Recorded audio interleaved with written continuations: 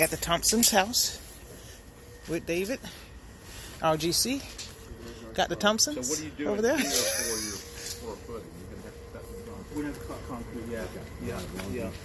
Once you understand, you're going to have to do that. And Jason Rose from Four Seasons, when he came down to kind of look at it, he suggested, based on the conserva deck, how it's being situated and how it's being installed, that we actually add in midway footers as well.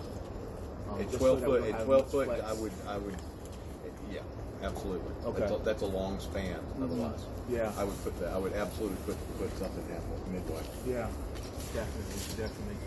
Some other stuff. Yeah, you know what? Because for one thing, now you think about that I don't, like I said, not seen that conserva deck. It's 2x6. Yeah. 2x6 doesn't span 12 foot. 2x8 would. Yeah, 2x8 would, but it still would have balance. Yeah. So yeah, you're gonna come in here with another footing here at 6 foot. Okay. Hey Dave, I missed what you said about the ledger and putting a footer. Could you say it again for me? Say it again. You're going to need to have a footing up against the house. Okay. And then on that footing, you're going to have to set another like a 6x6 post. Okay. That'll go up underneath the ledger. Okay. You need to be able to attach to the house. Okay. I don't know what is this a basement here? Yeah. This is a basement right there. You should be able to lag through. You really need to be able to run a lag bolt all the way through and bolt it to the house. Okay. But they really want to have that other.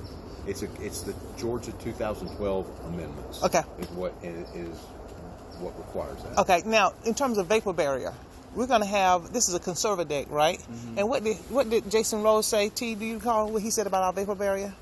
Does it come with one or something like that? No. I think pretty much for the vapor barrier, that's from the city, right? I think from the city. What we need to do is just put in 3. I think minimum was 3 mil. We can probably go with 6 mil. 6 mil. Okay, yeah, 6 mil. 6 mil is what you want to use. Okay.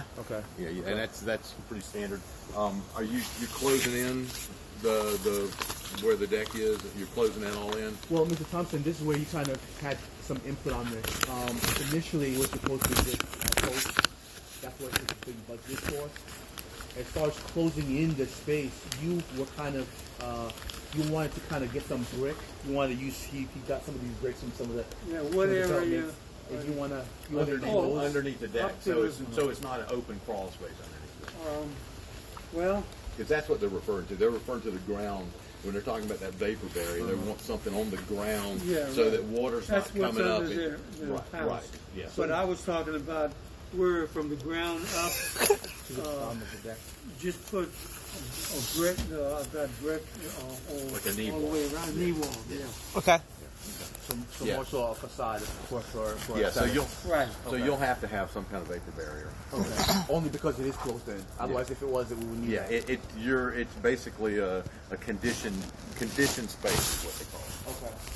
And they can have like openings, like they do, I guess, in some areas. Yeah, you gotta have it every 100 feet. You gotta have that whenever you do that. Let me ask you.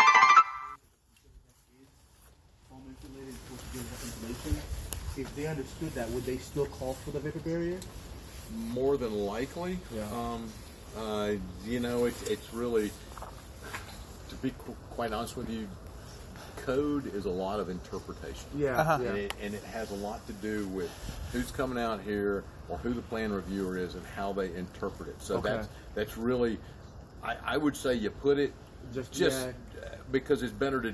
I mean, 6 mil poly is cheap. Yeah. You go buy a 20-foot roll, cut it, and you put it underneath here. It's there. They can't complain. Otherwise, it's not there.